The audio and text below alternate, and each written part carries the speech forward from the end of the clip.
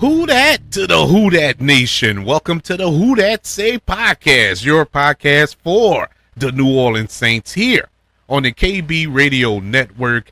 I am your host, Kevin Reed, and we are officially in the books for week one, start of the new NFL season as the New Orleans Saints host the Arizona Cardinals, coming up short. Losing to the Cardinals this Sunday in the Dome by the score of 20-13. This marked the debut of our new head coach, Kellen Moore, and it also marked the end of an era. It marked the end of the 6 consecutive opening game victories for the New Orleans Saints in the past 6 seasons. It comes to an end today against the Cardinals, of course, because they lost. But it isn't a doom and gloom loss like you probably would hear from a lot of Saints analysts who feel that the season is over. We're not going to win a game. We suck. Break out the paper bags from Winn-Dixie. It's not that bad. I actually saw some hope to build upon going forward.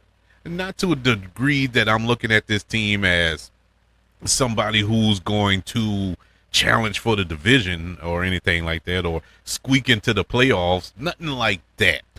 But you know, future, not future in the next 5 or 6 months. I'm talking future years down the line. I think that this team has something to build on with what I saw just today. You know, my main focus going into this game was the defense. I was focusing on all aspects, but the number one focus was the defense. Coming off of last season, the Saints as a team, as a whole, had problems everywhere on the field. But defensively, just talking statistic-wise, we were dead last. Defensively, we couldn't stop the run, we couldn't stop the pass, we couldn't stop a nosebleed. And so that was the main concern for me going forward. Offensively, I felt that, you know, Kellen Moore, very successful offensive coordinator, play caller with the stops he's been at, you know, just recently won a Super Bowl as a play caller. I figured that would balance itself out, but defensively, I was worried. And coming out of this game, I felt good. I think the defense has turned the corner. Now, we're not traveling down a different street per se, but there is a corner. There's a stop sign there. We finally got down to the end of the block with the horrible plays that the New Orleans Saints have been just written with, you know, as a team as of late. But today, I think that there's some glimmers of light. Now, did they show flashes of the horrible gameplay that we've seen under Dennis Allen and other defensive coordinators here in New Orleans? Yes. There were a couple of big plays. Actually, there was only 2 big plays that the Saints really gave. 3 big plays that the Saints gave up, but nothing that would be considered defense gashing plays other than the Marvin Harrison Jr. catch down the sideline. And even with that, I think Kool-Aid McKendry had a pretty good coverage. It was just a better thrown ball. You know, it's hard to defend a perfectly thrown ball. But yet and still, really good play on Arizona's part there. The long run that they gave up, I think that was in the second half. They did give up that run, but they bounced back and only forced a field goal attempt and make. And so that was a good recovery. And also their readjustments at halftime. Because in the first half, it looked like it was about to be a rout by the Arizona Cardinals offense, but defense adjusted at halftime, something that we're not used to here. We're not used to defensive adjustments, and adjustments were indeed made this Sunday in the Dome, and I was happy to see it. Now, a lot of that can be contribute to Arizona Cardinals conservative play calling in the second half. I fully acknowledge that. But even with that, the Saints were able to get them off the field when they needed to, basically pitching a shutout in the second half, other than that field goal that was set up by the long run early in the third quarter. Arizona did nothing offensively, and you can tip your hat to the Saints defense on that part. Offensively, the part that I went into this not worrying about, now I'm worried. I'm worried about Kellen Moore.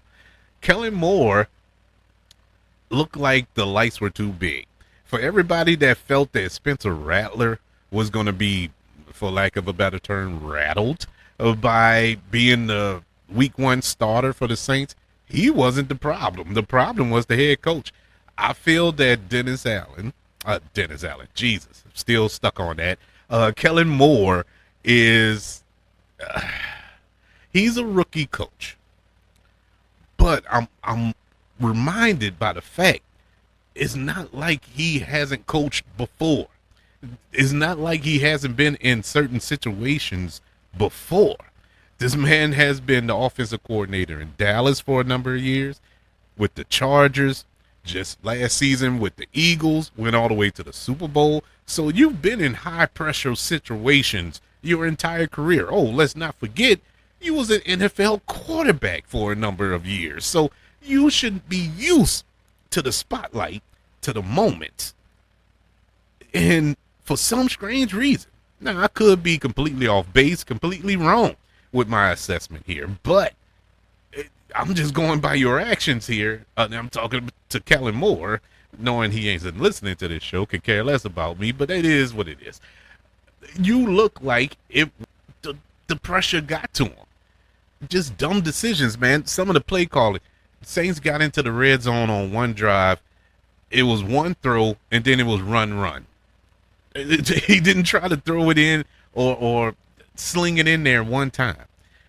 The wide receiver screen pass to Chris Olave on their side of Arizona's side of the field was stupid. That was a stupid play call with Chris Olave. Why would you even try that with Chris Olave? Dumb play call. And then the biggest one of it all, the biggest one, how you go into halftime with 3 timeouts in your pocket. All 3 timeouts. You didn't give your team a chance. You could have least.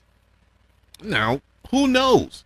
Who knows? Crazier things than happen. Call a timeout, line up again, give your defense a break, give them a second to catch their breath.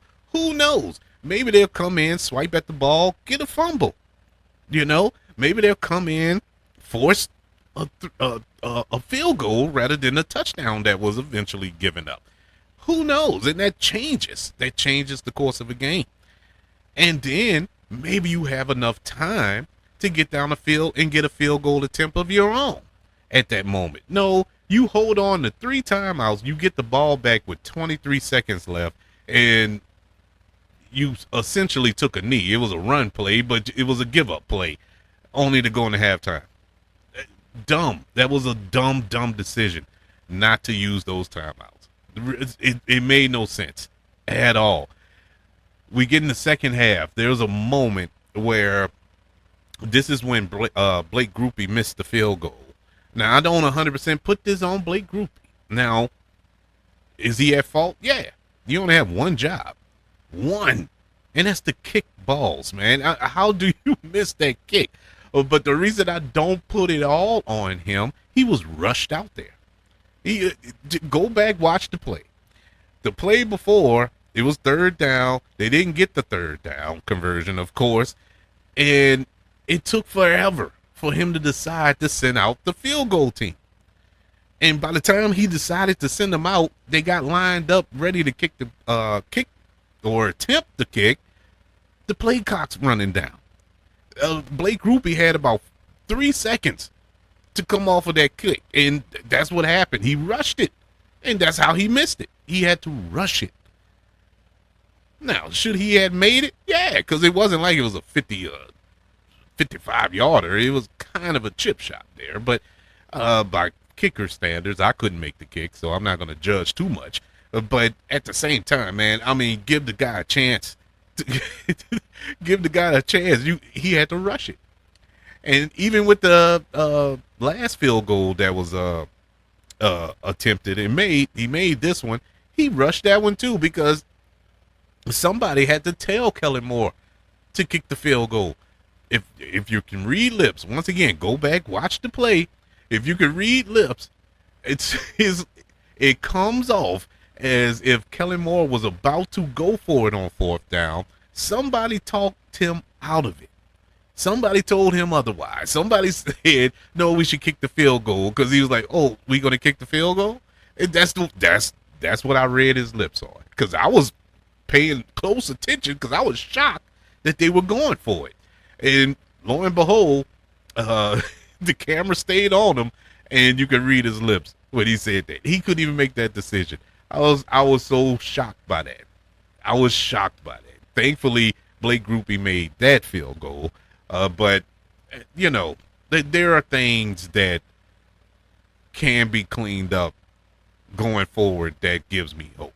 Once again, I tip my hat to Arizona Cardinals. They came out victorious here, but let's be honest, people. What did Arizona Cardinals do to beat the Saints? You can only point to maybe 2 plays that the Arizona Cardinals executed and succeeded on. Other than that, nothing. I mean, Marvin Harrison Jr., did he play the second half? Did he even get on the field in the second? I think the one time I heard his name called in the second half is when Kyler Murray missed him on that throw. Aside from that, you didn't hear his name at all in the second half. John Connor, their running back, barely heard his name in the second half. Defensively, the Saints did phenomenal in that second half. The Cardinals did nothing. Saints killed themselves. The penalties, and it wasn't so much the penalties. You expect a kind of sloppy game because it's the first game of the season. Look around the league. You're gonna have that. You're gonna have sloppy play. First game, adrenaline's pumping. I get all that. I can live with dumb penalties, well, not dumb penalties. Let me rephrase that. I can live with over aggressive penalties, if that makes sense. Involving hits or, unnecessary roughness and stuff like that because you're amped up. But what I can't live with are dumb penalties. And these are the true dumb penalties. Pre-snap penalties, illegal formation, false starts. Yeah, that's the stuff that kills me. And then they happen at the worst possible time, all the time. But when it comes to the Saints offense, bro, third and short, they get in a third, either short or manageable situation. Pre-snap penalty. Now it's third and long, third and a mile. And then you have certain Saints fans who will sit there and judge Spencer Rattler on that because he couldn't convert third down. Who can convert 3rd and 19 every single time? Who? You tell me. Drew Brees couldn't do that. So don't sit here and act like Spencer Rattler should be able to do that. Come on, man. You putting him in a bad situation, and that goes for anybody, any quarterback. That's a bad situation to put your offense in. Now, that isn't solely on the offensive line. A lot of that is because of the coaching. When you get that many pre-snap penalties, you have to look at coaching. You have to look at discipline. What y'all did all summer in training camp during the preseason. What was the point of all that? All of the practices, all of the run-throughs and walk-throughs and film studies and this, that, and the third. That's what you hammer out then. Those little things. You can at least get on the same page. Who's supposed to be where? Supposed to be set. You're supposed to know the snap count. You just broke the huddle. The quarterback just told you the snap count. What are you doing? And you're at home. You're at home. I don't understand. That's the part that blows my mind when I looked at this week one matchup. I was like, man, this is the most self-inflicted loss from this team that I can recall in a long time. And it is hurtful. It's really hurtful because you you're not looking for the Saints to go out there and just pull Colts versus the Miami Dolphins on it and win 35-0 or something. Whatever they did, man, the Colts demolished the Dolphins today. I wasn't expecting a performance like that from the Saints. I was just expecting a better disciplined team. Now there are a lot of positives, as I said before. Here are some of the positives. The run game is there. We have a good run game, and I think we have a good system. Now, to be fair on that end for Kellen Moore, the game kind of got away from him in the second half. We got down by 2 scores, but not to the degree where you had to completely abandon the run game. But they chose to kind of abandon the run game and go to the short passing game, which if you wanted to break through this shell coverage that the Arizona Cardinals were in, that's why Spencer Rattler didn't go deep. That's why he never really took any shots, because of the defense that the Cardinals were in. There was nothing down the field. Absolutely nothing. That's why everything was short, intermediate passing. Pick them apart that way, taking what they gave him. And that's all he did, But you want to break that shell coverage? Start running the ball. Run it successful. I think the Saints had about, I think they averaged about a 5-yard per carry average in today's game. If we were able to keep up the run game going, that would have broke through. Because eventually you're going to have them safeties start to cheat up. And then you could take your shot. It was getting set up for that.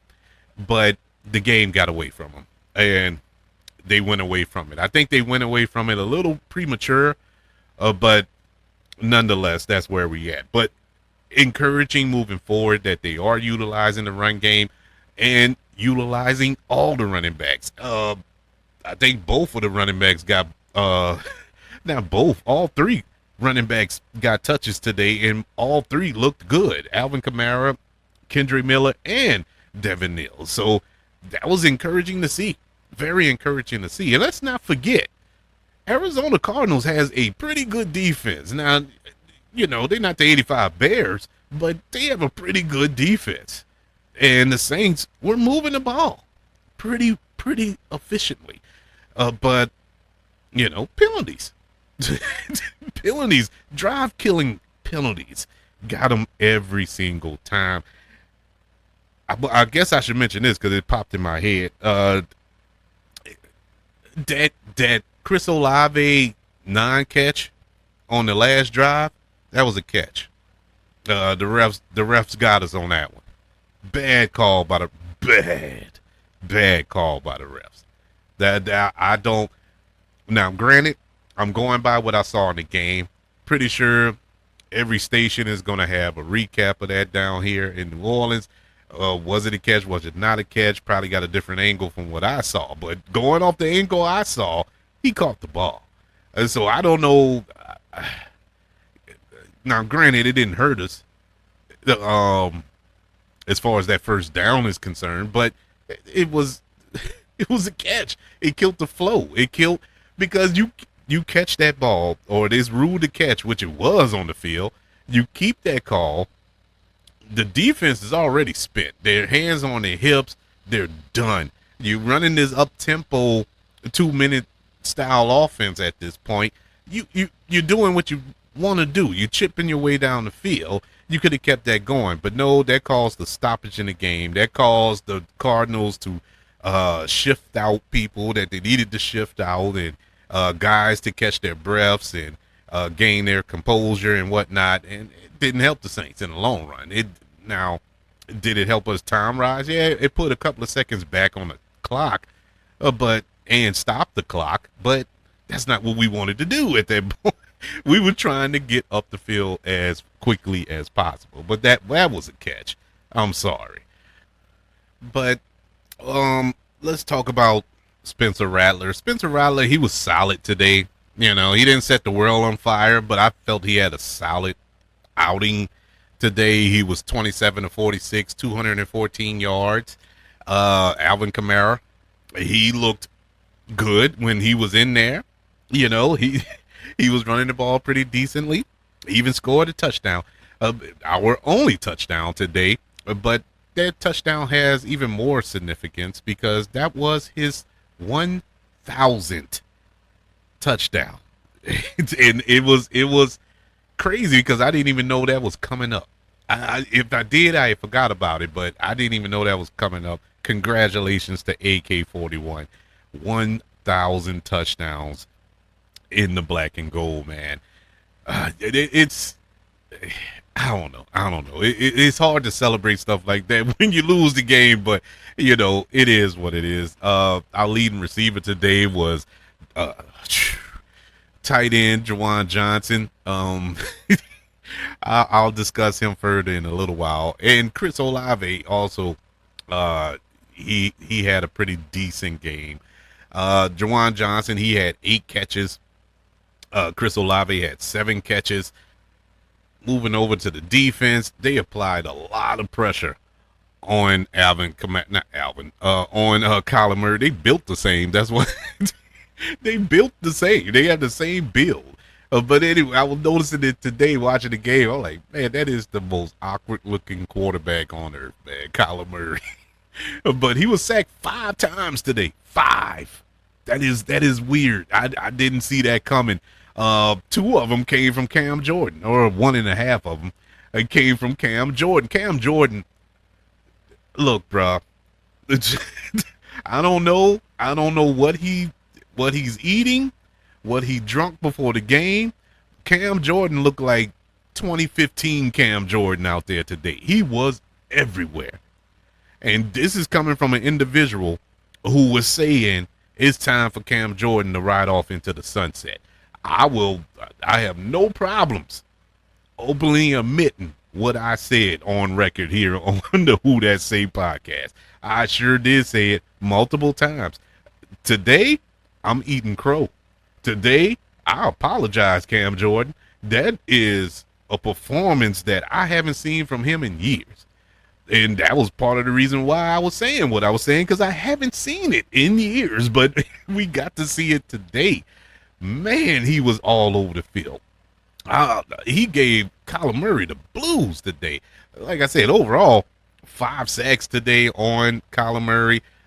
Normally, that is that style of quarterback, a mobile quarterback, gives the Saints fits. And Kyler Murray did to a degree because he got loose a few times. But overall, they held him in check. They really did. And Kyler Murray wasn't 100% comfortable in that pocket throughout the game. Now, the defense did have their bugaboos. They had 2 big plays in this game that, boy, you wish you could take back, wish you can have back. It was a big run by Trey Benson, their running back for the Cardinals. He had a 52-yard rush that set up a field goal in the third quarter. Then you had the big play from Marvin Harrison Jr.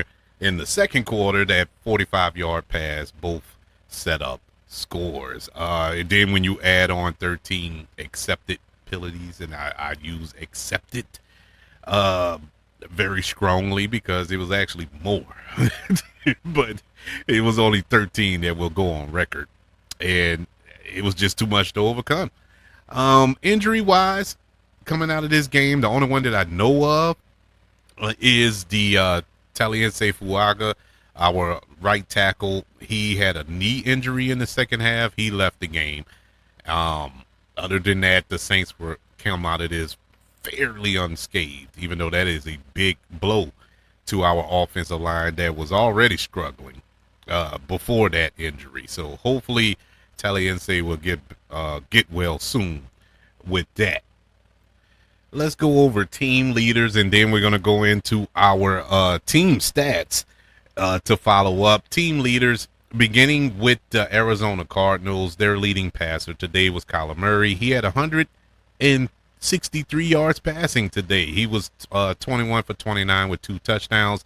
Saints, of course, was Spencer Rattler. He was 27-46, 214 yards, no touchdowns, no interceptions either. Leading rusher today for the New Orleans Saints was Alvin Kamara with 11 carries for 45 yards, and our only touchdown for the Arizona Cardinals, it was Trey Benson. He had 8 carries for 69 yards. 52 of them was on one run. And so you got to kind of put that in perspective. Leading receiver for the Arizona Cardinals was, of course, Marvin Harrison Jr., 5 catches for 71 yards.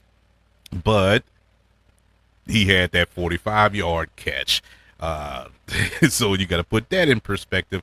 And he had that touchdown late in the first half, I believe. Or was it in the first quarter? Whenever.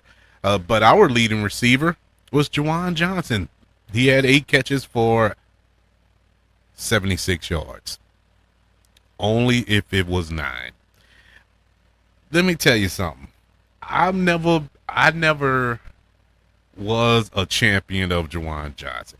I thought he was going to be to be honest with you, I don't even remember what he was going to what I thought he was going to be, because it quickly went away. I was excited at first, but I don't remember what I was excited about when we first got Juwan Johnson.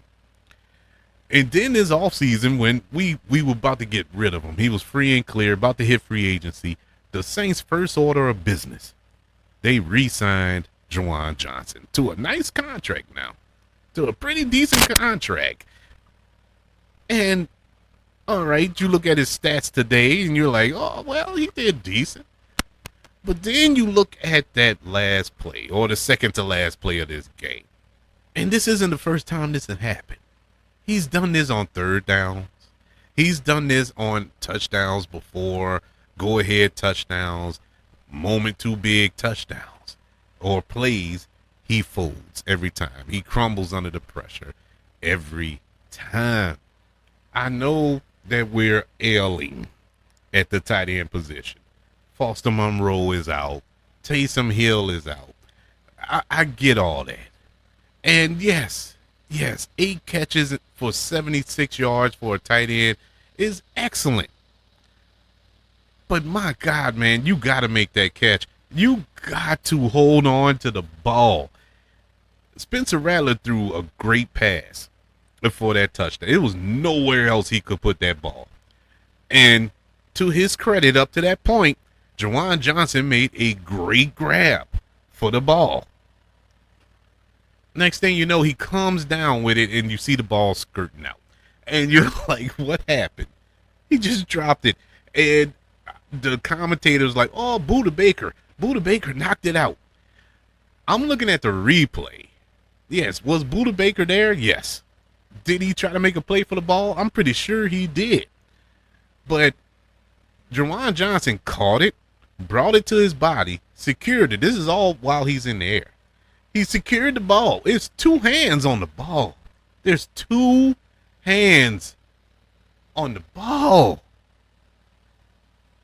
And he dropped it. It was that was it. Our chance to tie the game, to go to force overtime, was done.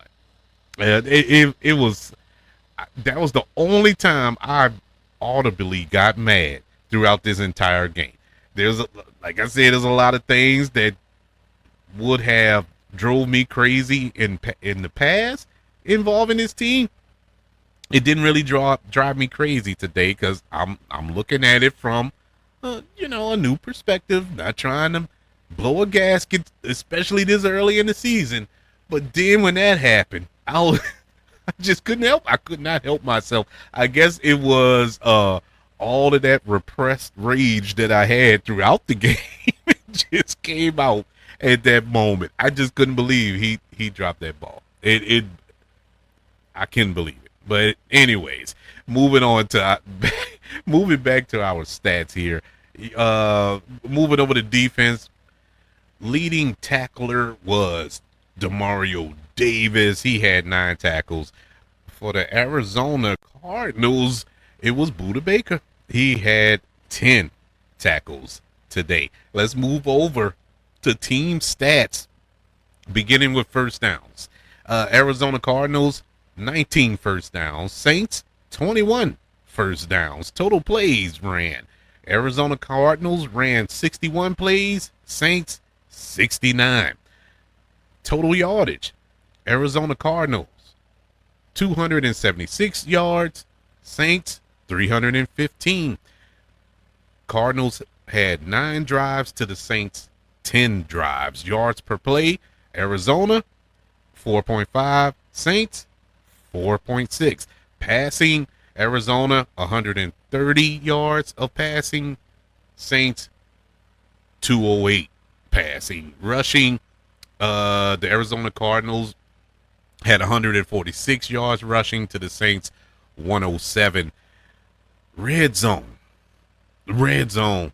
Saints. Well, before I get to red zone, I want to go to the yards per rush.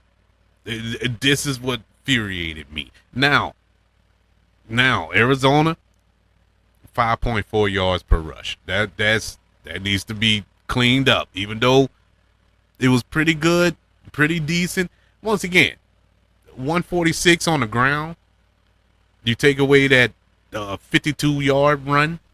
The Saints held them under 100 yards, but of course. But, I mean, you take away that one big play, Saints did do pretty decent, and that does affect the average. But 5.4 yards per rush. Saints, 4.9. That's great. And they didn't have any big runs. So that's all them on the ground. And I thought that was great. What wasn't great is the red zone. Arizona was 2 for 3 in the red zone. Saints were 1 for 4. 1 for 4 in the red zone. Now, one of those was the last play of the game, last drive of the game. But yet and still, man, you can't come up empty. You at home. I accept that to a certain degree on the road, but not at home. 1 for 4? No. The other biggie that we discussed earlier, penalties. Arizona had 9 penalties for 54 yards. Saints had 13. 13 penalties for 89 yards. And that's basically a turnover. Even though there were no turnovers in this game. No fumbles, no interceptions. They had one interception, but it was called back due to a penalty. Thank God. But it was no penalties. But when you think of those penalties, I mean, no turnovers. But if you think of those penalties, it's basically a turnover because a lot of those penalties came on third downs. A lot of those penalties came at crucial moments of the game. Even on defense, third down, you finally getting them off the field. Defensive holding, offsides, just stupid stuff like that. Automatic first downs. Boom, they get the ball back in or keep the ball, and it's infuriating for any team. Time of possession, the Cardinals had the ball for 33 minutes and 46 seconds to the Saints 26 minutes and 14 seconds. Let's go through the grades, everybody. In case you don't know, don't remember, we do this after every Saints game. We grade every unit of the New Orleans Saints, in particular, offense, defense, special teams, and coaching. We grade them and come up with an average that will give us our overall grade for today's performance against the Arizona Cardinals. Let's begin with offense. The offense today gets a C+. I think the offense looked good. They didn't look bad. It's weird. It's a weird kind of flux that the offense was in.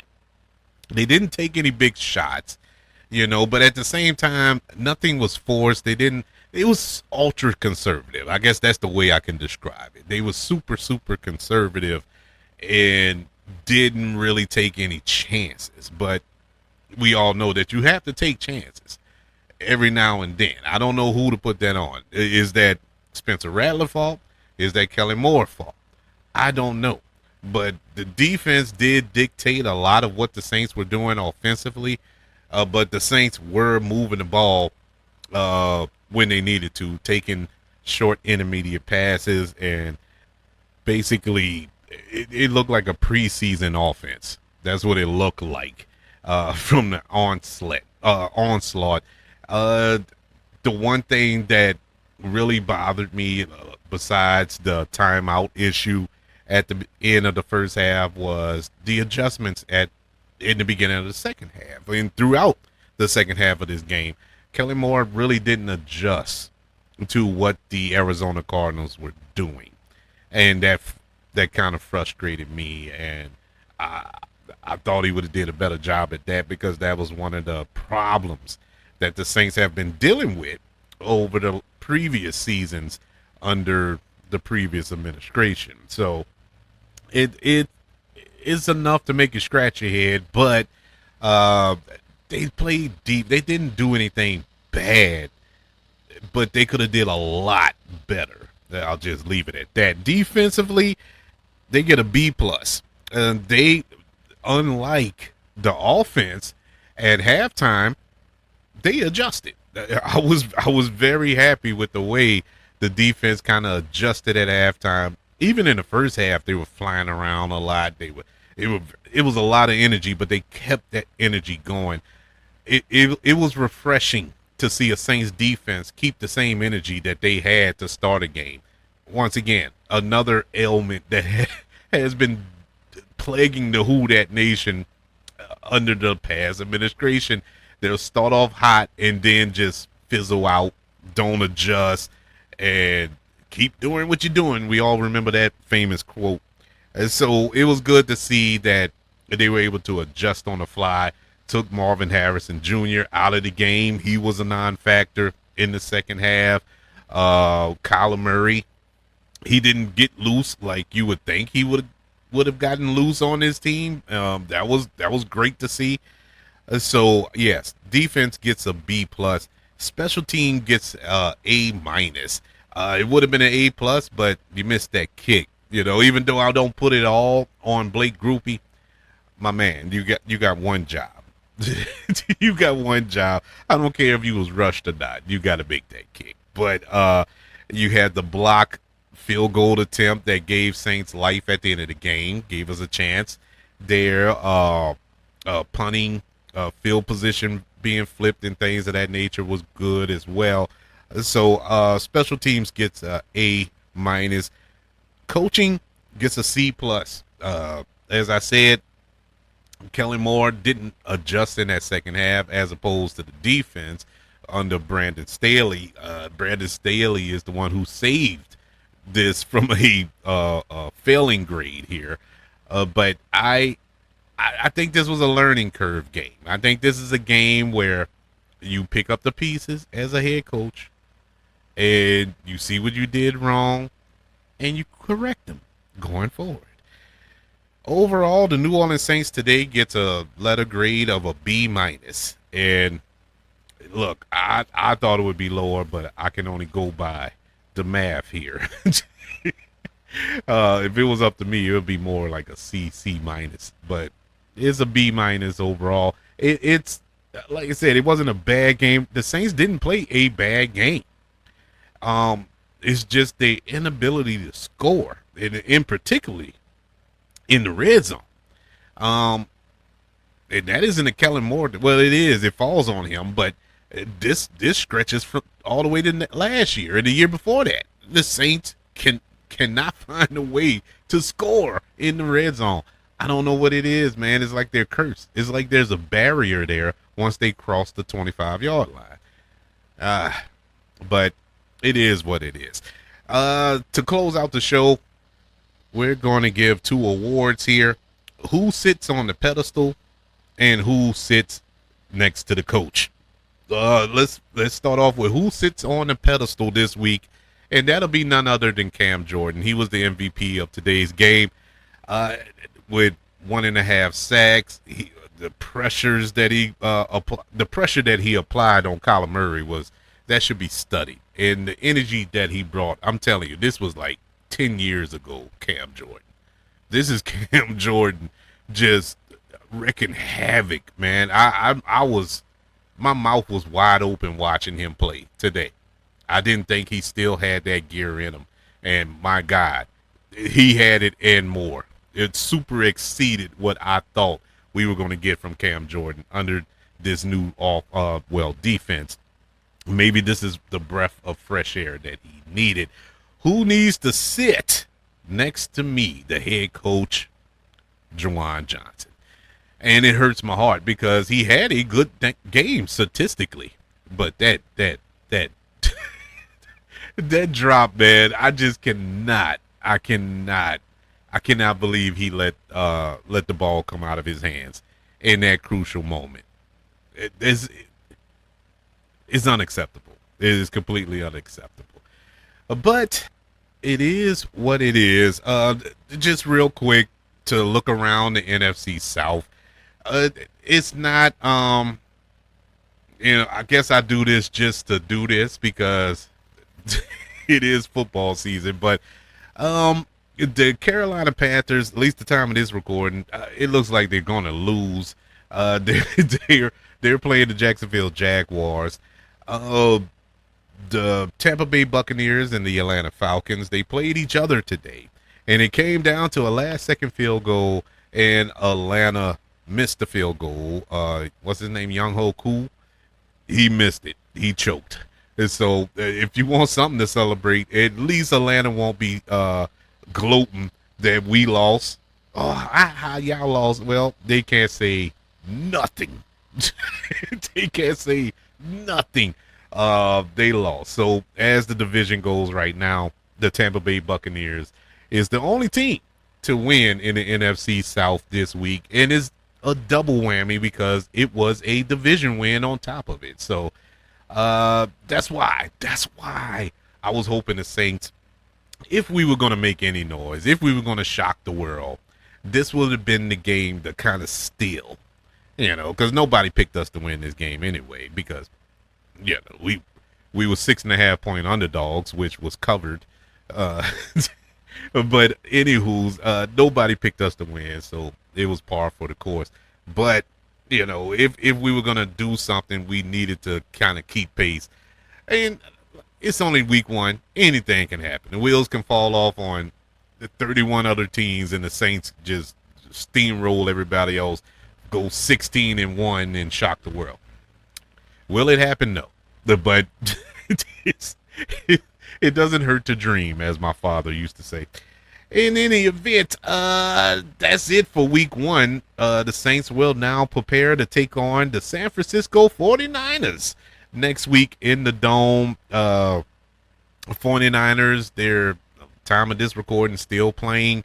They are playing the Seattle Seahawks. They're winning that game right now, but who knows? Who knows? It don't matter. Win or lose, it's going to be a tough one. But we'll go over that game later on next week. But I would like to know, what did you think of the game? Are you on the fence? Do you think that the season is over? That's it. Bring out the plastic bag. Well, not plastic. Jesus, don't kill yourself. The paper bags. Do you think this is it? Oh, we suck again.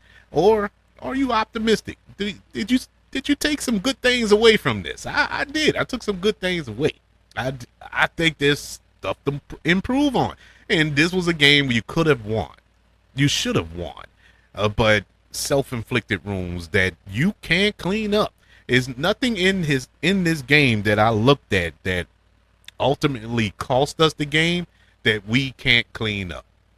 And so if we can clean up, going back to Dennis Allen's favorite words, if we can clean up some of those mistakes, some of the play call and some of the rookie mistakes and things of that nature, we'll be all right. I think we could be a pretty good team moving forward in this season. But I want to know your thoughts on the matter. Email the show, kbradiopodcast@gmail.com. You can also search for the show on all social media platforms. Just search for the KB Radio Network. Don't forget YouTube, ladies and gentlemen. Subscribe to the KB Radio Network channel. Like this video if you don't mind. Don't forget about the 5 stars, the reviews, and sharing this show if you're listening on Apple Podcasts, Spotify, iHeartRadio, wherever you are currently listening to the Who That Say podcast here on the KB Radio Network. Everyone, thank you for joining me